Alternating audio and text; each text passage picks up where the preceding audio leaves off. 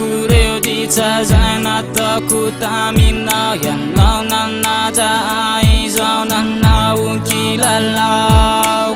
eo renjarenjako tsy mba nisaniko ankory zaho nampijaly ianao tsy natory ianao ane malala no tiako entantanilao zanao ao de misantomitomany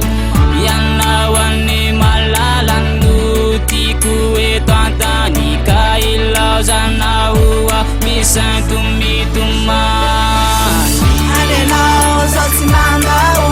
fa mbola miandry aminao e ka mandray ny fifonanao ao e anenao zao tsy mandao fa mbola miandry aminao e ka mandray ny fifonanao ao e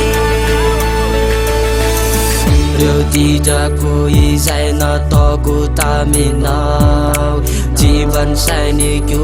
fa nataoko kilalao ankehitriny aho maneny namizany ka zalatsainao rehefa sao re itomany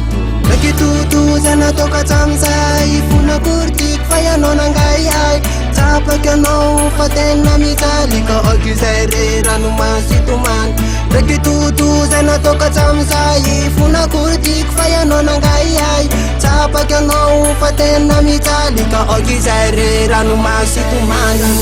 anenao zao tsy mandao fa mbola miandry aminao e ka mandray ny fifonanao ao e anenao zao tsy mandao fa mbola miandry aminao e ka mandray ny fifonanao ao e mandray ny fifonanao ao ka tsy andao anao ka mbola miandry anao ao e mandray ny fifonanao ao ka mbola miandry anao ka tsy andao anao ao e anenao zao tsy mandao fa mbola miandry aminao e ka mandray ny fifonanao ao e